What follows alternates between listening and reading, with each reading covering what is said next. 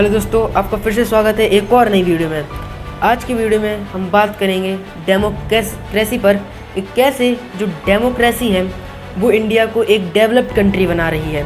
देखिए, डेमोक्रेसी को स्टार्ट करने से पहले मैं आप सभी से एक सवाल पूछता हूँ कि आखिर व्हाट इज़ डेमोक्रेसी, डेमोक्रेसी क्या है। तो वैसे तो सबको आंसर इसका पता होगा, लेकिन मैं इसको सीधा और सटीक लैंग्वेज में बताऊं तो डेमोक्रेसी का मतलब होता है रूल बाय द पीपल, यानी कि पीपल के द्वारा रूल। अब इसमें कई लोगों के दिमाग में एक सवाल जरूर क्लिक होगा कि पीपल के द्वारा रूल कैसे। आखिर देखिए, पीपल के द्वारा रूल का मतलब ये नहीं है कि पीपल रूल करते हैं इंडिया पर। पीपल के द्वारा रूल का मतलब है कि उनके वन इलेक्ट होता है एक वन रिप्रेजेंटेटिव, और जो रिप्रेजेंटेटिव है उनके बिहाफ पर डिसीजन लेता है और इंडिया को डेवलप्ड कंट्री बनाता है। अब डेमोक्रेसी भी के कुछ दो पार्ट और हैं। देखिए, पहला डेमोक्रेसी का पार्ट है रिप्रेजेंटेटिव डेमोक्रेसी और दूसरा है प्रेसिडेंशियल डेमोक्रेसी। जो प्रेसिडेंशियल डेमोक्रेसी है उस पर आज हम लोग चर्चा नहीं करेंगे। आज हम समझेंगे सिर्फ और सिर्फ रिप्रेजेंटेटिव डेमोक्रेसी।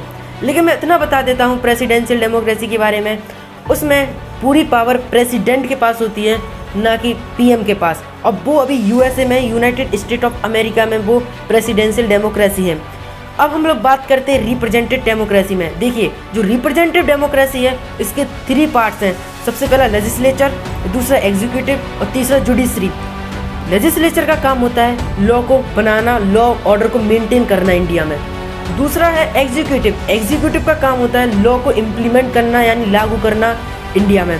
और तीसरा है और सबसे इम्पोर्टेंट काम होता है जुडिशरी का। जुडिशरी का काम होता है जितनी भी लॉ ऑर्डर मेंटेन करना इनको, और देखना कि जो लॉ हैं वो प्रॉपर बने हैं, कॉन्स्टिट्यूशन के हिसाब से बने हैं या नहीं। और दूसरा सबसे बड़ा काम लोगों को जस्टिस प्रोवाइड करना।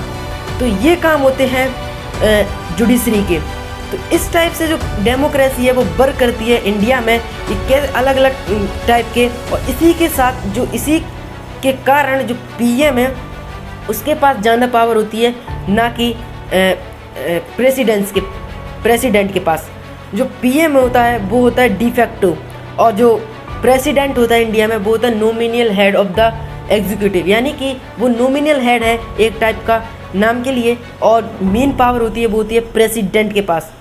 आई होप आपको ये वीडियो पसंद आए। अगर पसंद आए तो प्लीज़ ऐसे मेरी और सी वीडियो देखते रहिए।